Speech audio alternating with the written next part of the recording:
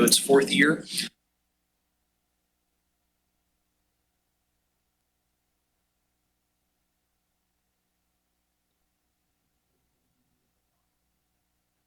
In the system, the connectivity so that we can, those docs can talk, kiosks can work with the app so that people can check out, and then the credit card terminals. I will point out that we are budgeting $25,000 for the grant match. You all previously approved that grant application several years ago. The plan is to buy 35 to 40 bikes. We were hoping to have one of those occur this year. It's still May. We may get the blessing from TxDOT to move forward, in which case we'll pull the trigger on the bikes immediately. And if we do that this month, then we would accrue the expense into the current year. If we don't get that done, then I may come back to you all with a budget transfer to ask to reallocate those $25,000 we didn't spend this year in next year. But the good news is we should add about 70 new e-bikes to our fleet, which is about half the fleet being upgraded at a 20% of the cost. So we are seeing an increase in ridership. We've been talking about that throughout the year, so we are upping our operating revenue in that first line. Sponsorships, we're putting in the El Paso Electric 75,000 again. We don't anticipate a transfer this year from the RMA.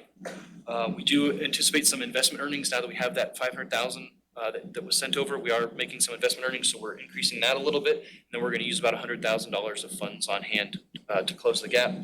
The operating budget, we're increasing software fees as our provider increased those slightly. We're increasing our insurance as we're seeing that in our operations as well. We pay for the insurance for the bike share from the bike share funds. And then our credit card fees are also going up as we're seeing an increase in ridership. It means we have more processing fees as well. So we're increasing that. And then we're removing the excess funds that we received this year that we're transferring to our savings account, basically fund balance. That's removing. Those are the changes on the bike share budget. Is there any way to recoup the increases on the credit card charge? Well, we would, it's like anywhere you go, it's the 2.5%, 3% that you pay everywhere. So anytime, and we're all credit cards. So even if we raise our fees, it'll just be a percentage. No, I mean, and I wouldn't want to say your cost is $6 plus a fee. Yeah. I'd rather just keep it as part of the overall fee. Okay, so the budget resolution is the formal action that I will ask the board to take, and that adopts the budget. It does give us authority to make budget transfers no more than $10,000, provided that I bring a report back to the board. We've done that one time, and that's it. Usually if we have something like we do the bike share and we need more money, we'll bring that back to you as a separate item. But that's the only authority I have to increase the budget is $10,000. And so with that, when we go through the other items at the end, I would ask for a motion adopting the budget. Okay, are we ready to move forward to the next item? All right.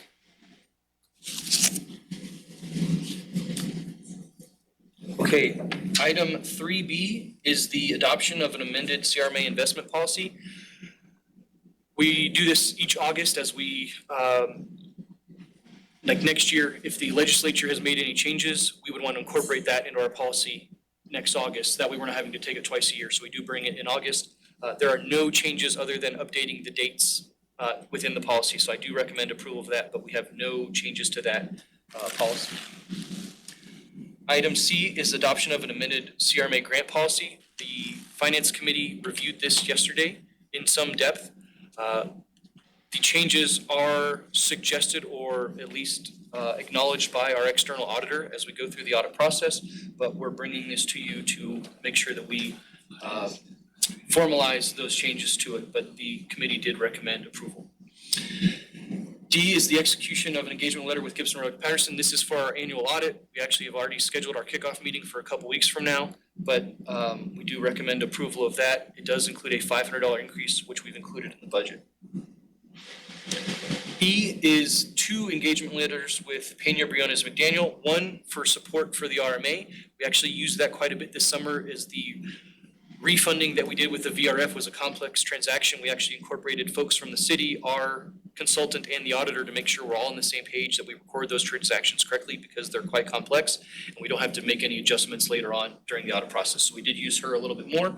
And then also for the vehicle registration fee audit that is requested by the county. And again, they pay us, we pay the firm, but it is services requested by the county at no cost to us.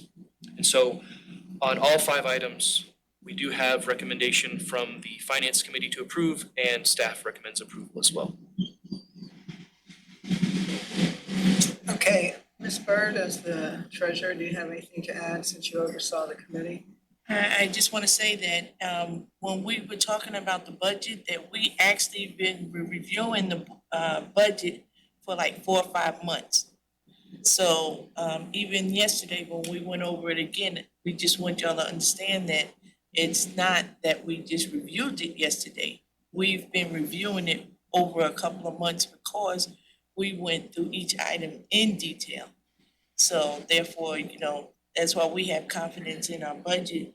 And also we're making sure that we keep track of all the projects that are ongoing and finishing up. So that's why it was pointed out for 2025 that we can't foresee which ones will end, be completed. So therefore. So with the Finance Committee, I actually print out a list of the projects and our fees for those, who those fees are coming from, and show, look, these are ones that could, here's some construction projects, so it's really tough to forecast, especially as we know we amend projects. And I do appreciate the work of the Finance Committee. They're extremely diligent, and I know that monthly you spend a lot of time going through everything.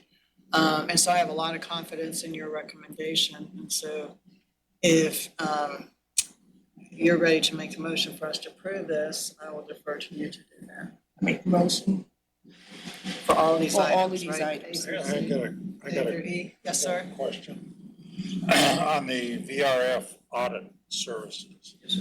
That's directed by the county, and we actually contract the services. They're done, provide the results of that audit to them Quarterly.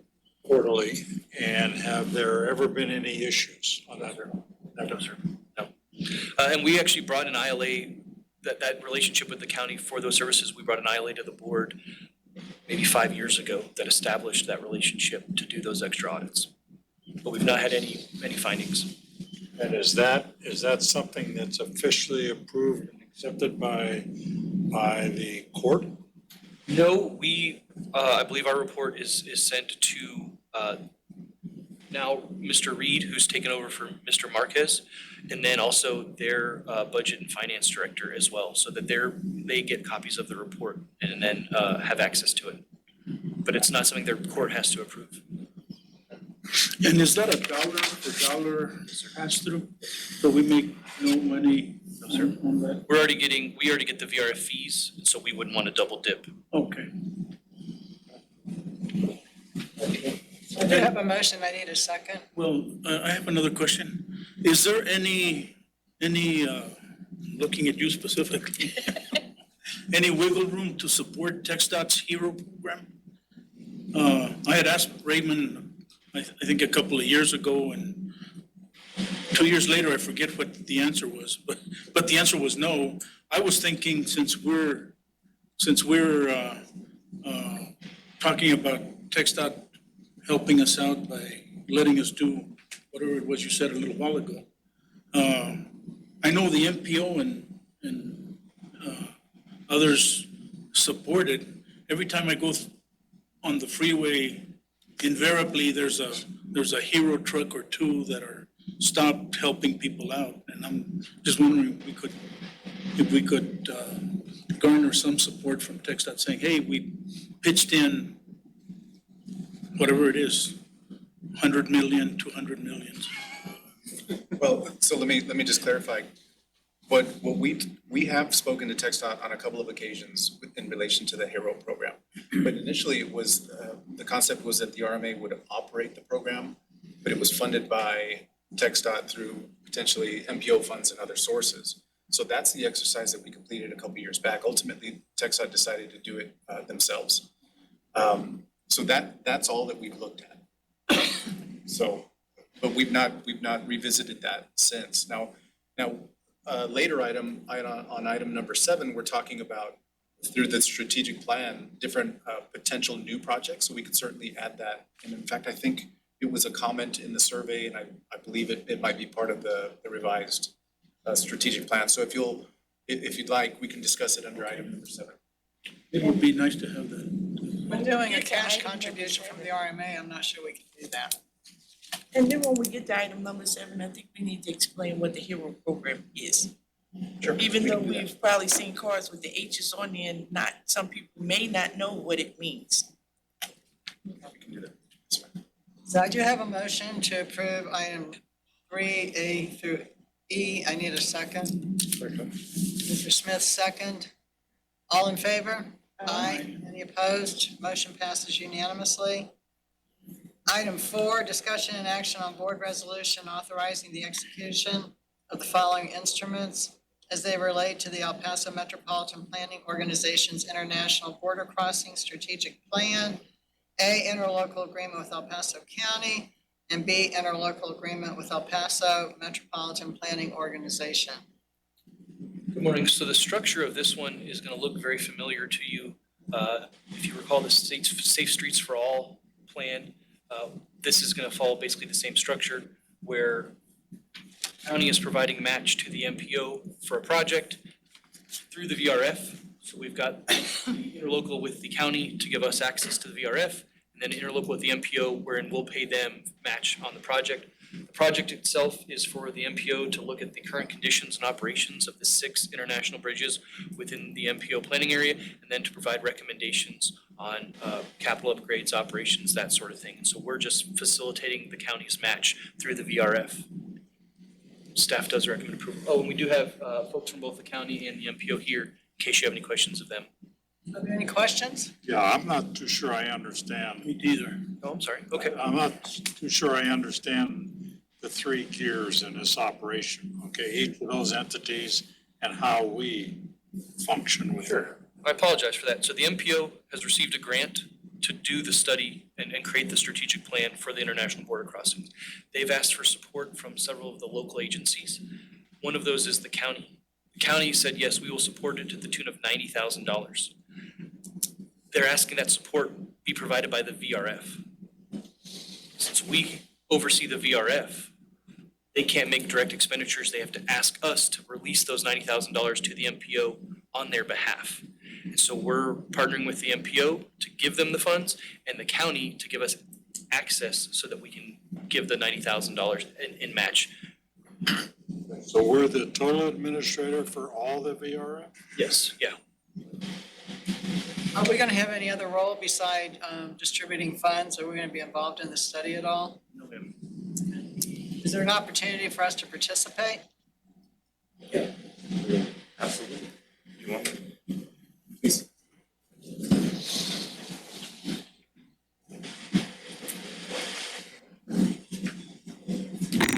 Good morning, Madam Chair, board members, Mr. Reyes, Mr. Studer. Eduardo Calvo, Executive Director of the El Paso MPO, for the record. The answer to your question is absolutely yes. This study is really a regional study that's going to be looking at all 6 border crossings within the MPO region, from Santa Teresa all the way to Tornillo. And the idea is really to look at all the crossings and see how we can improve the overall efficiency if we look at them as a system instead of individually, right? Right now, we look at them individually because we have different owners. That is, different state even, right? So the intent is really to look at that using our new tools, our travel demand model, including the model that we developed for Juarez. Now we have one single model that allows us to analyze everything across border. So there's a lot of analysis, but we also want to do the second part of the study is once we have sort of like a regional system-wide vision, then we can look at each crossing individually to see how we can improve them. One of the things that as a region that we don't have, which is it's been one of my personal frustrations, is that we do not have real projects, solid projects that we can pursue as far as when it relates to cross-border movement, right? For example, in the Laredo area, the World Trade Bridge, they have a project there. Well, they've had projects and implemented the expansion of the bridge, adding 8 lanes from A to B and so on. We don't have that right now. So this study at the feasibility level will be identifying all those different projects, right? As far as the structure of the study, we are going to have a steering committee. And of course, all the entities that are providing the match for the federal grant will play an important role there. We would love to have the RMA as part of that steering committee. And we have a scope of work, obviously, right? But there's so many things that we're going to be discovering as we go through. And as individual projects are identified, there clearly is a role for the RMA there. One of the tasks in the scope of work that I don't know if it's in your backup is also looking at this concept of having a regional, some type of a port authority. I know it's been kicked around in the past, but really look at it seriously, right? And model it after some similar examples like what they're doing in the Otay Mesa crossing in California. You have a great partnership between on the U.S. side and the Mexican side, state, local, and so on. And then look at other examples like the Port Authority of New York and New Jersey. They operate a bunch of different projects and services and so on.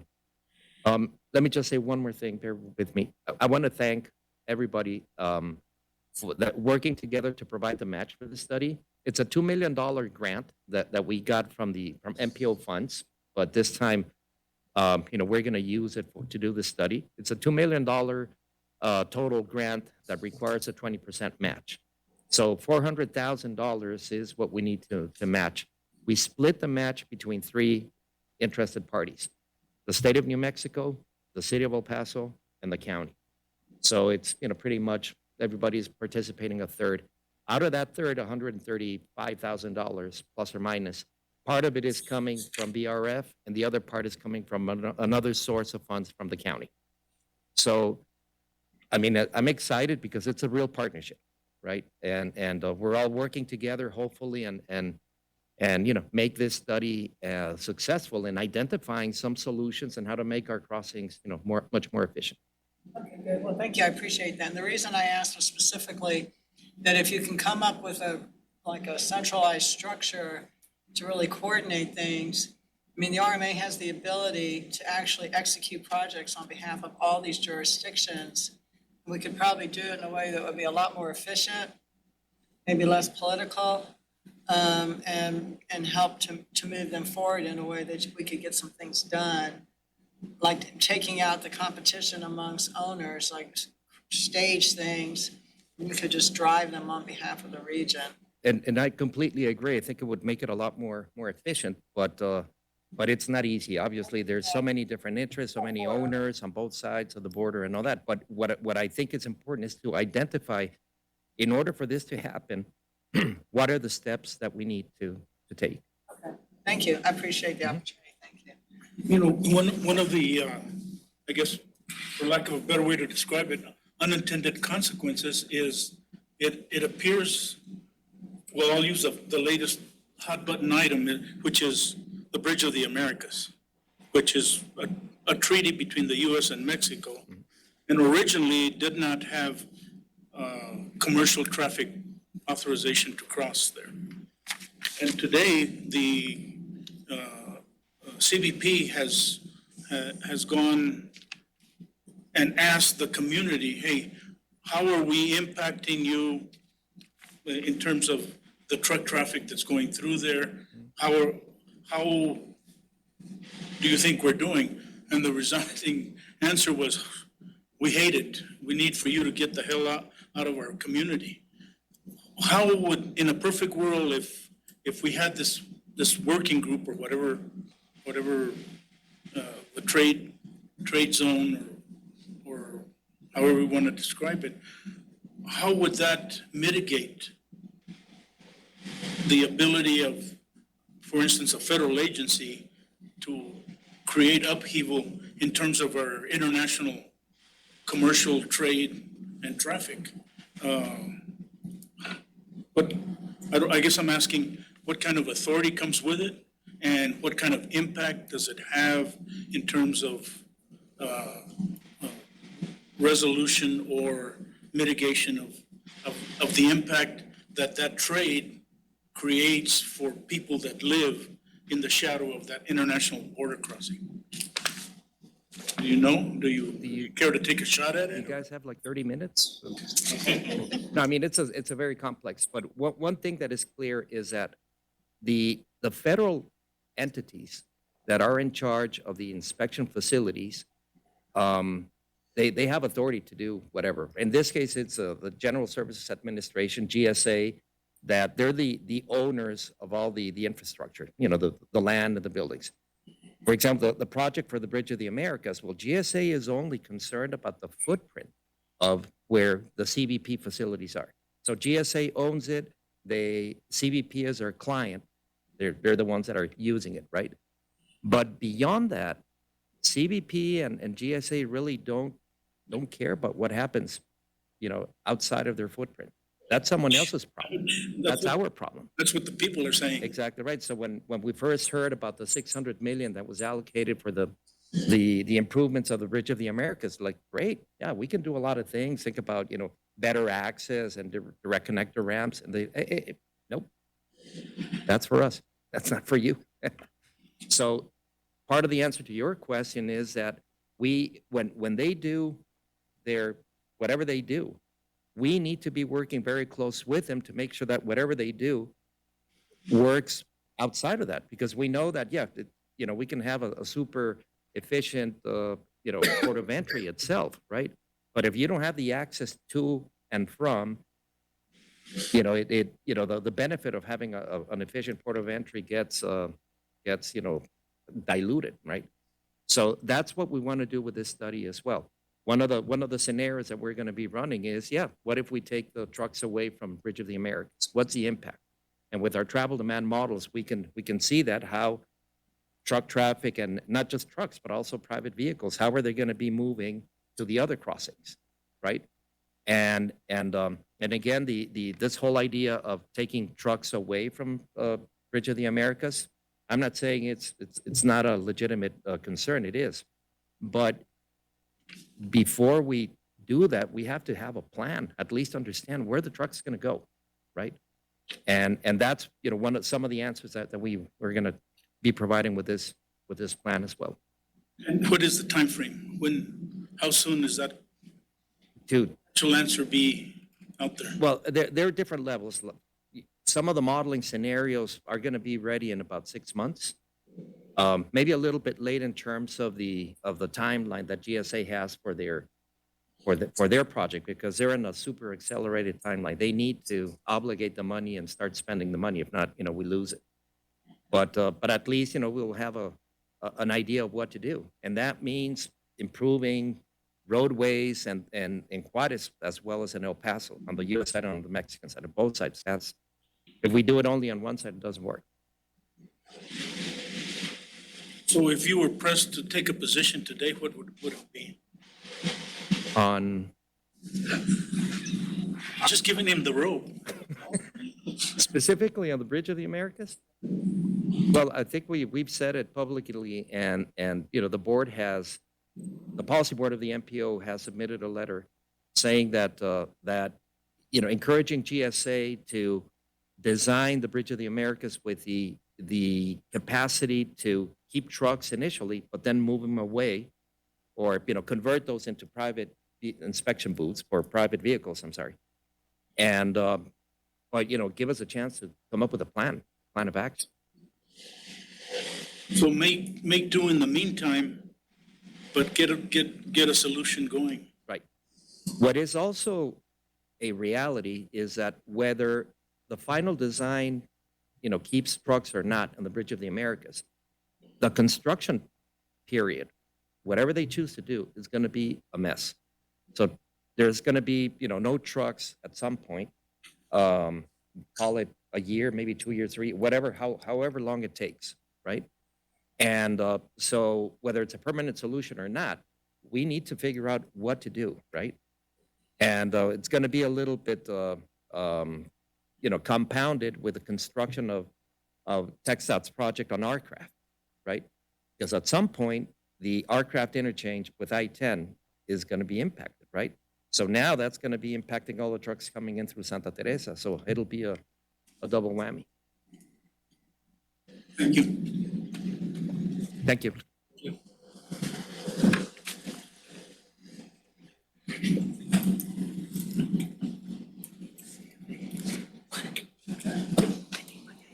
So I need to have a motion then to approve these items. Second. A motion and second, all in favor? Aye. Any opposed? Motion passes. Number 5, discussion and action on a board resolution authorizing the execution of an amendment to work authorization number 2 with HDR Engineering Group, Inc. for the El Paso County Transit Project. So as a refresher, this is a project with the El Paso County where initially they gave us over $2 million to go buy a parcel that they would use for their transit facility. Then came back to you all with an amendment to add funding for a study and to ultimately do the design. The study would determine what's needed at the parcel, size, certain types of facilities, that sort of thing. It's not as straightforward as we had hoped on buying the parcel. We actually need some additional environmental clearance done. It's not a overly burdensome environmental process like you would think, but there is some additional environmental work. There's also some work with the Texas Historical Commission, and so we're hiring HDR to do that work. There is funding in the interlocal with the county to cover these costs. So there's no amendment to the interlocal. It does add $45,949.78 to our contract with HDR to do the work. Staff does recommend approval. Discussion, questions? I have a motion Second. and a second. I have a motion and a second. All in favor? Aye. Any opposed? Motion passes unanimously. Moving on to item 6. Item 6 is discussion and action on board resolution authorizing the execution of amendments to the following instruments as they relate to a scope change in the Canateo Roads and Sidewalk Project, Colonia Border Grant, A, work authorization number 2 with ACOM Technical Services, Inc., and B, work authorization number 45 with Atkins North America, Inc. You may recognize this project by one of the two names. We've frequently referred to it as Border Colonia Grant or as the Canuteo Roads and Sidewalks. Ultimately, we started this project almost 3 years ago to do some work on First Street and First Avenue in Canuteo. It's been a little more complex. We've actually amended both agreements with the design firm and with Atkins for oversight on 2 previous occasions. This is the 3rd time to do more utility coordination as requested by the county. I do have a representative from the county here in case you have any questions, but we do recommend approval. We have a motion and a second. Any further discussion? All in favor? Aye. Any opposed? Motion passes unanimously. Moving on to the next item, presentation, discussion, and action on the RMA 2022-27 strategic plan. This one over to Mr. Tejas. I'd also like to introduce Tracy Yellen, who's the CEO of the Paso del Norte Health Foundation and Paso del Norte Foundation. She has assisted us in facilitating this plan. I want to thank you very much on behalf of the board for your good work and efforts. So she also will be part of this presentation. Good morning. Ray Mateus, Executive Director. Thank you all for working with us on this strategic plan. As you know, Ms. Yellen sent out a survey. We received some of those comments back. So what we're going to do today is walk through what we received and what we're proposing to you all. So I'm asking Robert to bring up a PowerPoint. Sharing. I lost the ability to share.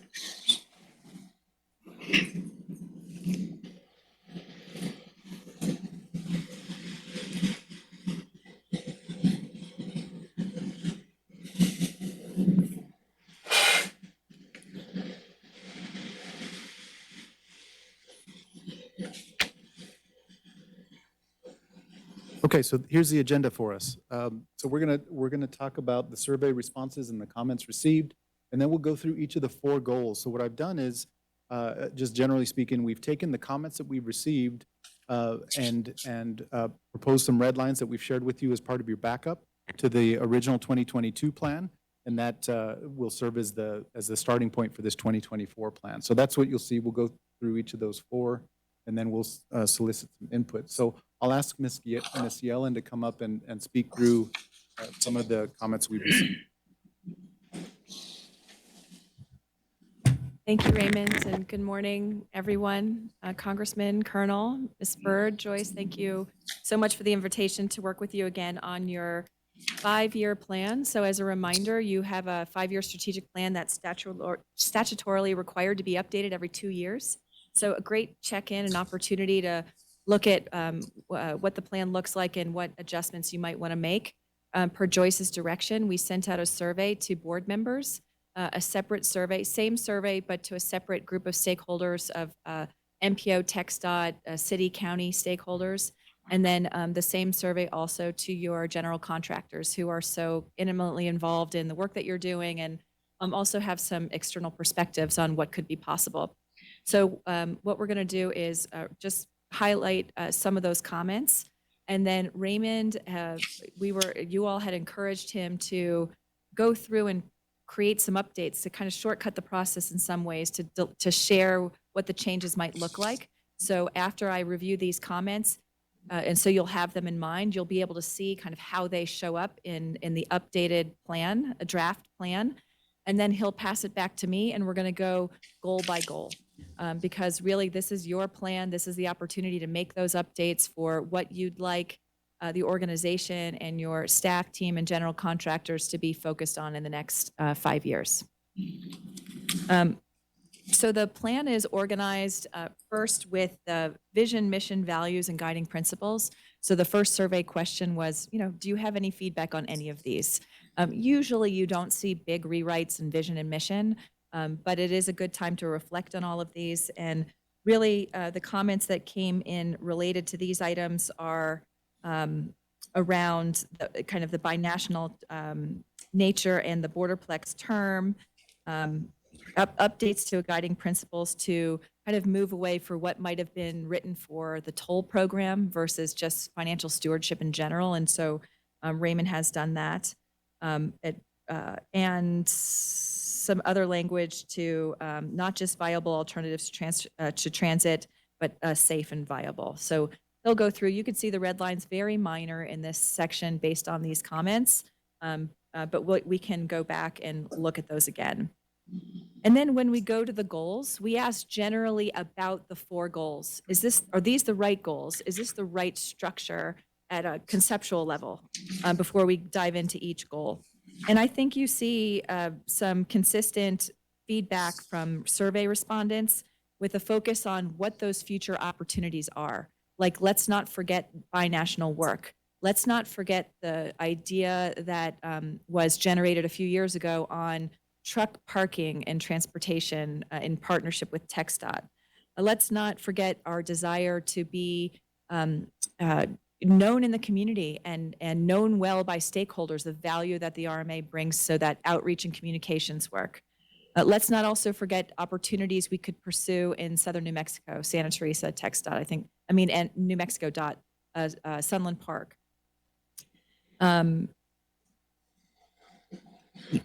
Let's also not forget the capabilities of our general contractors and what they might be able to bring to the table. So I think all of that is reflected in the goals now. And we've reorganized them a little bit, which you'll see in a minute, to better delineate what you're currently doing and the opportunities to expand, and then these new big potential areas of opportunity. Then we went goal by goal. Okay, what kinds of comments might you have for each specific goal? The first goal being to maintain and expand the portfolio of multimodal transportation projects with the regional partners. So the comment was, let's remember that we'd love to manage the parking meter programs for the city and other stakeholders. So that's been a difficult, not conversation to have, but there hasn't been a lot of movement or success with that over the last few years, but something that respondents thought was important to continue. For goal 2, to define new roles and responsibilities for complex mobility projects and solutions within the Borderplex.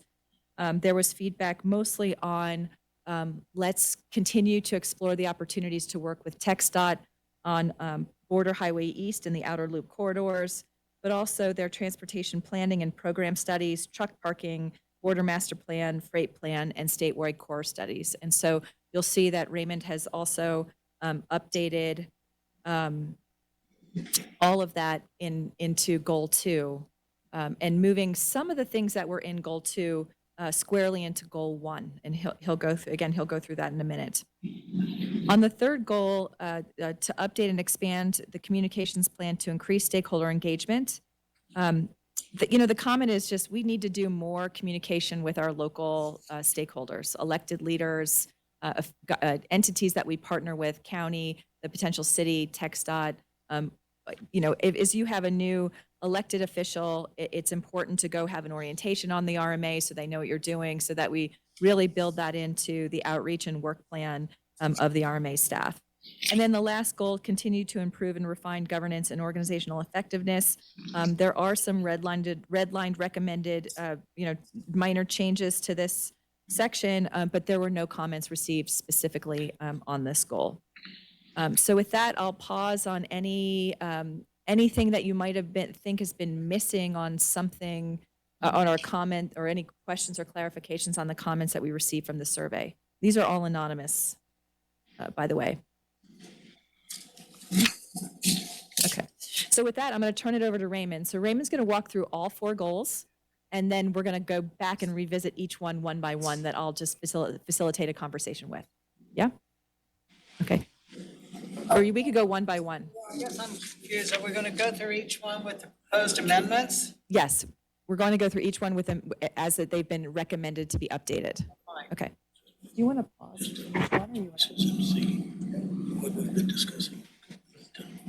Increase our communication. Okay, so what we'll do then is we'll go through this first grouping, the vision, mission, values, and guiding principles. So as Tracy mentioned, there were not a lot of red lines to this.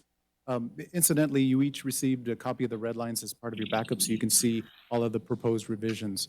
But there was not much by way of revisions to this section, other than some wording changes. So we'll skip that if you're okay with it, and let's jump straight into goal 1. So this one, as Tracy mentioned, also we made quite a few red lines to each of the goals, but it looks like there's more change than there actually is. What we really did, one of the big, I think, efforts in this particular exercise was to realign the objectives and tasks to the individual goals. So what I mean by that is goal 1 relates to the existing program and projects that we have and related expansions. So we've really kind of streamlined those goals and tasks under that. And we've removed items that, for example, dealt with new initiatives. Those have been pushed into goal 2, which is really the intent of goal 2, to identify those new initiatives, the new projects, those new areas you want us to expand into. Goal 3 is still communications. We've cleaned up some of that as well, pulled items from other tasks, other goals as well. And then lastly, governance. So conceptually, that's what we've done. And again, I'd refer you to the red lines to see the exact changes. But on this goal 1, I'll highlight a few things that we've done. So that first bullet deals specifically with the county. And so we're talking about expanding our partnership, continuing to expand our partnership. We'll keep working with them on the existing initiatives like the airport. Transit is a new area that we've begun working with them on, trail development, and of course, roadway initiatives. And then you see there, we'll work to identify future partnerships as well. So that's the first one. The second one is remaining from the original strategic plan, and that is to continue working on the RMS 2020 projects, which is a program under the MPO. That includes Valley Chili Road, which we're working on, and we'll be back to you hopefully with an award next month. And then also Nuevo Hueco Tanks, which we're working on with Socorro. So that's the second one. The third one then deals with the city of El Paso. We identify the Montwood expansion project, which is a new project that we didn't have in the 2022 program. That's a new partnership we developed. And then we identify other potential bond initiatives that they have available as something that we could help with. Is this the clean one with the changes incorporated? Yes, ma'am. Line? Yes, That's this is right. the clean with changes incorporated, and the red lines in your packet, if you want to see the red lines. Okay, it would have been, I think, easier to follow if we were looking at the red line, so I can, It's very messy. is it? Okay. Yeah, it All right. it was I'm tough looking to at it do. now, that's why I'm going back and forth to make sure that this is this. Yes. Yes, ma'am. But it tracks exactly. So if you No look, if you problem. read the red line version in your packet, then you're reading what this is cleaned up here. Okay, fine. So then that takes us to TxDOT. As you know, we've got a couple of new projects with them since our last strategic plan. So we've identified those, I-10 westbound frontage and the Mission Spur Trail project. And then, of course, we talked about future studies and projects like Border Highway East and the Outer Loop Corridor studies. That came from the comments received. Next one is other regional partners. So that's Village of Vinton, that's Horizon City, Socorro, Texas Parks and Wildlife, and all of the other regional entities. So this is a holdover, but with a little bit of expansion from the last plan. And then lastly, we included Sun Cycle Bike Share and future trail developments. That's an interesting one that Tracy caught that we had not included in the last one. A very important program to us that we need to have here in our plan. So that's goal one. I think I'll turn it back to Tracy to see if you want to discuss it. I wanted to point out a couple of things too that are new here from the last version. Again, it is identifying all your current partners and identifying more or less by name the major projects you're working on them with. And I think that's a really important communication tool. So as you communicate with other stakeholders, they know the scope of the projects and the breadth of the projects that you're working on by stakeholder. But then also, instead of putting expansion in goal 2, just add that goal to expand the relationships and the work that you're doing for each of those partners within this same goal. So for example, Congressman, I think for the county, it's you can see that expansion item that could include county bond projects. Like I think there are specific opportunities within each of these partners to be able to grow and expand. I think it also enables you to not necessarily take credit, but also identify ways that you, in the very diverse ways that you add value. So for example, the work that you're doing on the tramway is, it will be a fantastic gift to the community. It wasn't in the previous plan and now it's acknowledged here. So anything that you think is missing from this goal in terms of, and then also the small regional partners. So not just mentioning small regional partners, but identifying them by name so that people understand that you can provide that kind of service. You do and can provide that kind of service to those other regional partners. So the goal here would be to reflect on, is there anything missing? Is there anything that you'd like to add or reorganize in this particular goal?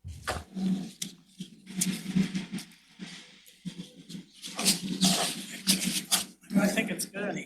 I appreciate adding the detail. So what we're trying to Does anyone have anything in here? Places, a lot of those they put in other places. Are you okay at this point? Yeah, I'd just like to make a comment. I really, really like the way this was done. So between the two of you and Raymond, this red line thing that you did here and the relocation of the things that you move from one element to another, from looking at it to be in the future to looking at it as it is and working on, this was very, very well done. So just as a sidebar. So can we go on to number 2? Okay. Okay, so as I mentioned before, goal 2 then speaks to potential new initiatives, the new projects that we've been talking about. So these are obviously more difficult to attain. These are new relationships. They're new areas to explore. So that first bullet then is a holdover from the last plan, and this deals with the commercial relief route from the UP facility. So that, as you know, New Mexico is developing that now. So we've got that one as that first bullet. The second bullet is new planning and implementation projects that TxDOT is involved in. So that under that one, we've got, and these I should mention came specifically from the comments received. So we've got Borderland Expressway, 2023 truck parking implementation plan, Texas-Mexico Border Master Plan update, and a freight plan. The next grouping is the Port Authority that we touched on earlier. This is also a holdover, but we've got a little bit of tweaking on this one as well. So we're talking about establishing a regional port authority and also exploring the development of a new international pedestrian crossing. And then the last bullet there is identify, plan, and develop new lines of revenue. So this certainly is a holdover. And I should mention, this is, by way of example, this is after the last plan, this is where we came up with the idea of providing parcel acquisition services. So we'll continue to always look for new lines of revenue. So if I could add, given the presentation and the recent action we took with the MPO about that grant on the regional border, if we could kind of incorporate that into this in terms of, where is it down here? Yeah, I agree. I think we could Can we incorporate it in here, put some language in there that basically adds something about collaborating with the Metropolitan Planning Organization on its regional international border strategic plan and providing whatever support and assistance may be requested or required Yeah. Okay. Participate in the steering committee. on the steering committee or whatever. Okay. I think we can incorporate into that to the third bullet to reflect. Yeah, I was trying to find it in here, so yeah, that would be really great. That's like a specific activity that would generate out of that. The other thing is, on the last one where we're talking about our planning committee, this is our planning committee, right? Yes. I know that Jim Smith is going to be term limited, and so he's going to term out in February. That's right. Is that correct? Yeah. And so it's really critical that when we get his replacement as well as the other vacancy, which we have not been able to replace, and I'm assuming we won't until like a new mayor takes office, that we really advocate for certain types of expertise and skills to serve the board given these goals. Because Mr. Smith brought a lot to the table in terms of his background and expertise, but he also, because of his length of service, provided a lot of leadership in areas that we're going to lose. And I want to make sure that there's some transfer of that with current board, but that we also are very careful in terms of advocating, not for individuals necessarily, but for types of skills. And if we can identify individuals with those skills, and I know that Jim has met with the mayor in the past and given some names, I think we need to really do that. And I might recommend it, as you're able, to have non-board member committee members potentially join you at those Also, too, maybe meetings is another way to bring this. committee as an ex officio non-board member, and I think there's nothing that precludes us from having that. Now, we tried that before and we did it pretty effectively, but we only did it twice and it kind of died on the vine. And we went through a transition there, Yeah. a change, and so we need to re-energize that. I will do that. I'll get that re-energized so that we can. Term out, Yeah, exactly. I think it'd be really helpful. And that might help advance all the goals in this category. Relationships. That committee should really oversee this plan. Yeah. And maybe meet quarterly and really hone in on what we're doing and do like more updates, kind of keep us committed to making sure we're executing. And we have a lot of the partners here that we can figure out to engage Yeah, too. exactly. They were involved. TxDOT was involved. Our the- contractors our bring a lot to contractors the were table too. involved. And we kind of went off the track and got side rail, but push me on that, okay? And so that this guy here and I can get that back on. Great, I appreciate that, yeah. Okay, great, thank you so much. Any other questions on goal 2? Because if not, we'll go to 3. All right, moving on to 3, communications. The goal 3, we tweaked quite a bit as well. This one, the new additions are to add meetings and updates and introduction meetings with newly elected officials and their respective staff. So I think that's an important one that came from the comments that we added there as the first sub-bullet. And then we beefed up a little bit the strategic communications section, that second main bullet, to note that we do an annual report, we do quarterly newsletters, and we do roadway and signage, roadway and project signage as well. So those were the additions for goal 3.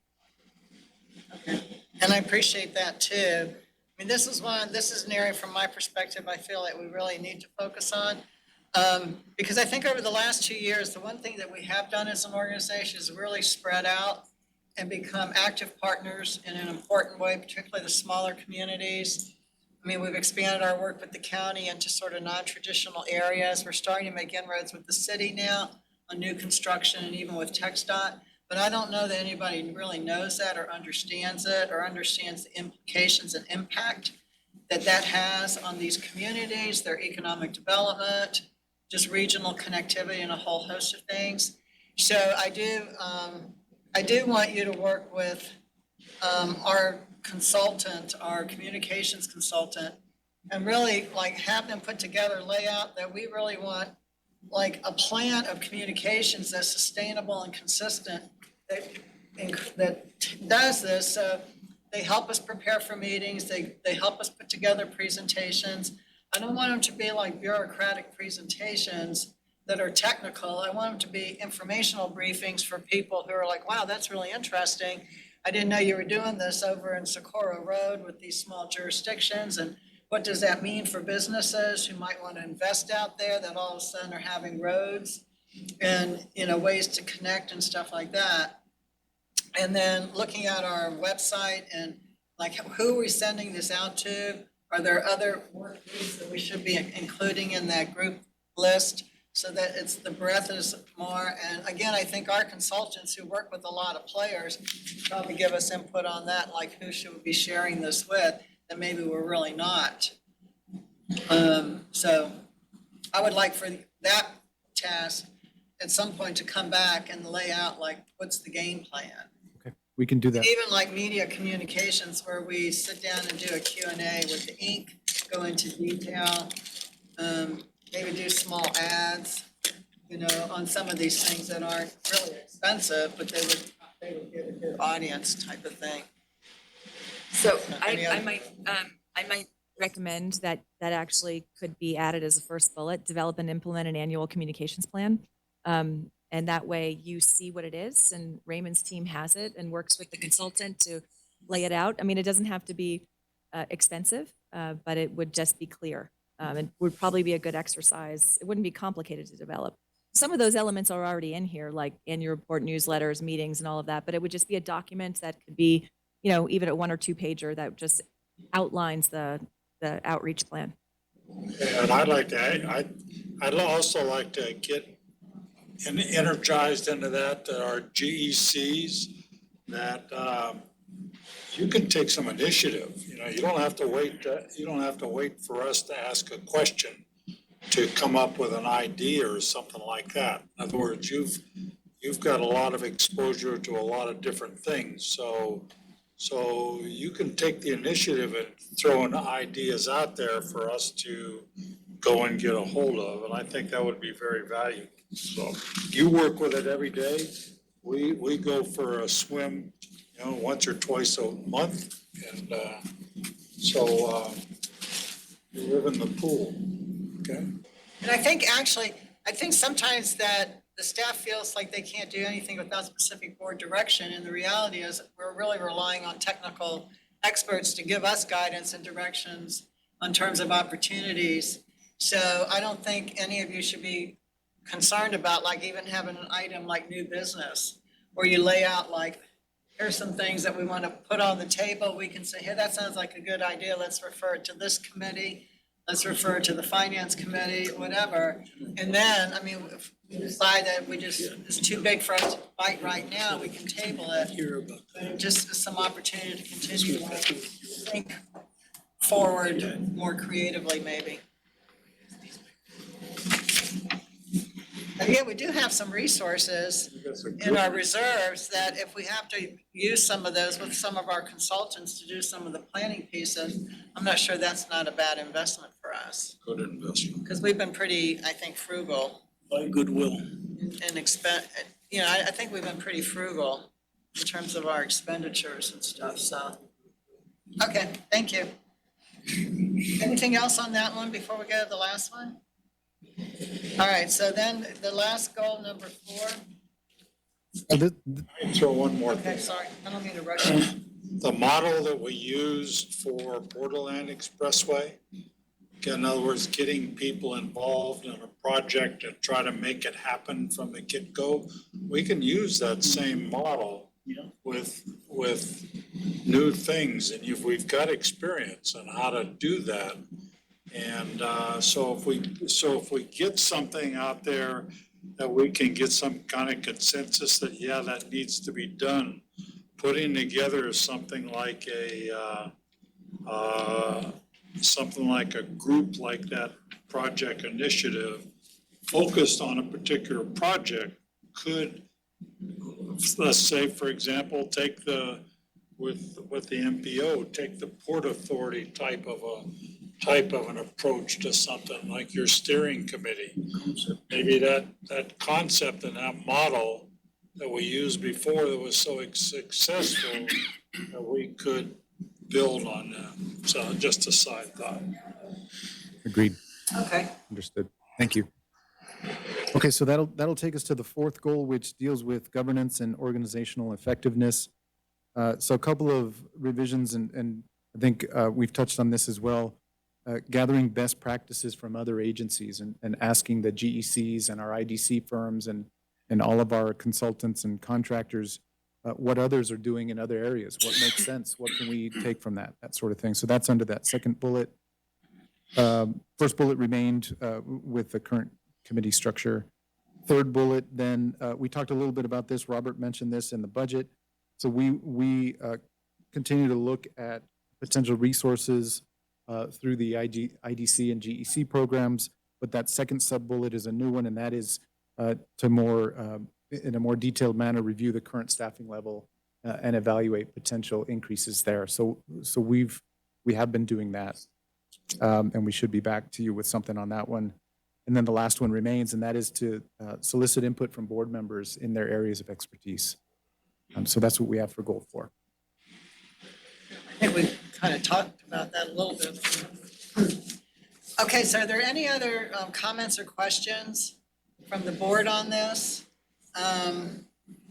If not, what I'd like to do is to entertain a motion to tentatively approve this with the changes that are here, plus the additional recommendations we made, and then ask that you bring us back a final clean copy. But that clean copy, I only want redlined with the new stuff that you're gonna add that's not here already, so we can see where that got fit in. And then we can ratify that at the next meeting. Is that okay? Absolutely, I can do that. Very easy.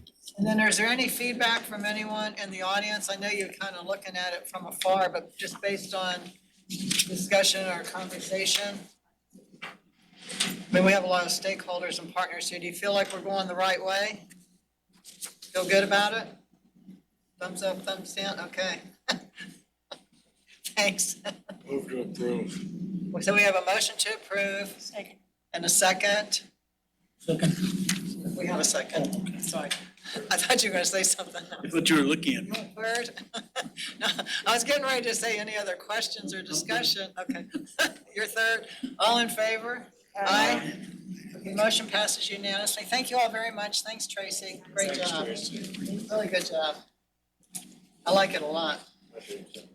All right, good. Okay, so, with that item, get back over here. So we're moving on to item 8, which is the update and status of the Pelicano widening project. There's no need to go into executive session on this today. Raymond said there's a little bit of update. He's going to give that to us now, and then we'll move into executive session. Okay, for this one, we do have a couple of updates to share with you. As you know, we continue to coordinate with the County of El Paso on this. They have their outside attorney that we continue to brief and have regular conversations with. We also received earlier this week a request to look at some weeds and trash debris that is collected. So you may recall, we've done this before, so we're seeking a quote for cleanup along Pelicano using the available funds. So we should have a quote in time for next board meeting if necessary. So that's on the county side. On the bankruptcy side, as you know, we've filed a declaratory judgment action that continues to wind through that really difficult and long process. We do have a status hearing scheduled for August 21st, so we're hopeful that we can get some sort of activity from the judge on that one, and I'll be back to you with info on that one. And another point, a big point, is that we do have mediation tentatively scheduled for September 5th.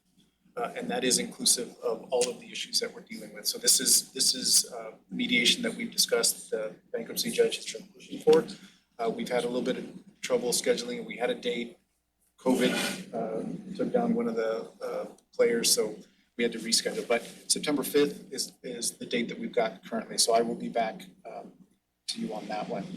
And then lastly, on the construction side, as you know, we've engaged our IDC firm, which is CEA Engineering here from El Paso, to repackage the design plans in hopes that the surety would then begin construction using the remaining project funds that we have available. Those plans are 95% done. They've been turned over to the surety's engineers for review and input. And as soon as we get the thumbs up from the surety's engineer, then we will finalize that set of plans, turn it over to the surety, and they will be able to go out and seek quotes and begin construction activities. So that is our current plan on that. So again, 95% done, waiting on comments from the surety side. So that's what I have for you on this one. So no action is required, but those were the more important updates for you. Happy to answer any questions. Good job. Thank you very much. All right, so we've concluded the regular business. And so our next item is discussion and action on board resolution approving the executive director's annual performance evaluation and authorizing the chair to communicate to the city and take other actions as necessary. So with that, it is now 10:23 a.m. on August 14, 2024. The Board of Directors of the CRRMA will come to order and oh no, wait a minute, sorry, I'm ahead of myself here. It is now 10:23 a.m. on August 14, 2024. And the CRRMA Board of Directors will now retire into executive session. Texas Government Code Section 551074 for the purpose of deliberating personnel matters. We will reconvene in open session upon conclusion of the executive session. So I want to thank all of you for your time today. And we'll see you on the 4th of September because we moved our September meeting up 1 week due to travel conflicts. Okay, thank you. All right, we'll give everybody a chance to clear out. All right, thank you. So it is now 11:08 a.m. on August 14, 2024, and the board has concluded its deliberation in closed session under Texas Government Code Section 551.074. We will now adjourn we will now convene an open session. The board is reconvening its open meeting after deliberations in executive session pursuant to Texas Government Code Section 551074. The board discussed personnel matters, but took no action in executive session. And now we are going to move back to agenda item number 9, which is discussion and action on a board resolution approving the executive director's annual performance evaluation and authorizing the RMA chair to communicate the results of the evaluation to the city of El Paso and take other actions as necessary. And so I'm going to read the resolution into the record. Whereas the city of El Paso and the Camino Real Regional Mobility Authority, known as CRRMA, board executed a management services agreement dated March 3rd, 2020, wherein the city provides management services to the RMA in part through the executive director is employed by contract with the city. And whereas pursuant to management services agreement, the city has employed the executive director of the RMA whose annual performance evaluation is conducted by the RMA board. And whereas the annual performance evaluation of the executive director by the RMA board for the period ended August 31st, 2024 was exceeds expectation or an equivalent or higher rating. And whereas the CRRMA board desires the results of the executive director's annual performance evaluation be communicated to the city so that the executive director's salary and benefits may be adjusted in accordance with the executive director's employment contract with the city.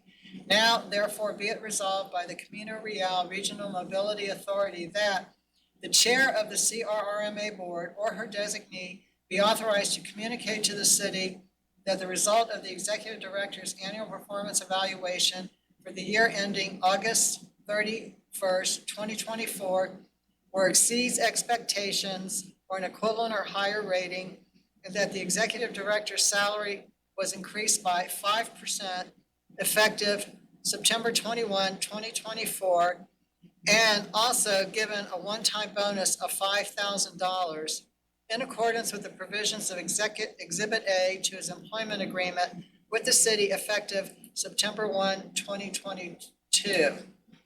And so, having read that into the record, I'll entertain a motion to approve the resolution.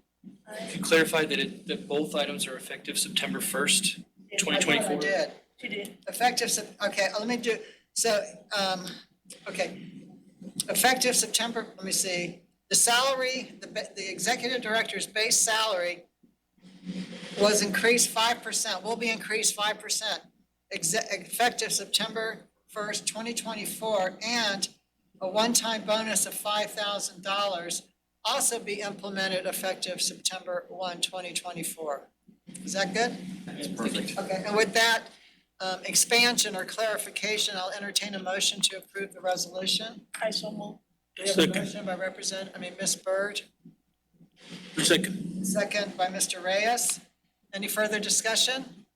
All in favor? Aye. Aye. Any opposed? Motion passes unanimously. And Raymond, for the record, thank you. Thank you all. For your good service this past year, and we look forward to another exciting and productive year. Thank you all for your support. Genuinely appreciate it. Thank you. I would just like to add, both to Raymond and Robert, we appreciate all the hard work you've done this past year. Thank you. And y'all know I always tell y'all. Yes, and I think the consensus is that we have a really great team here. We're looking forward to continuing to grow the organization. And we want to make sure that, that we recognize the team, that they continue to be appropriately compensated, appreciated, and hopefully keep working together and grow the organization for the long term. Thank you. Thank you. Okay, so with that, there's no other business. I'll entertain a motion to adjourn. I so move. We have a motion. Second. Second, all in favor? Aye. Meeting is adjourned 11:13 a.m. Thank you.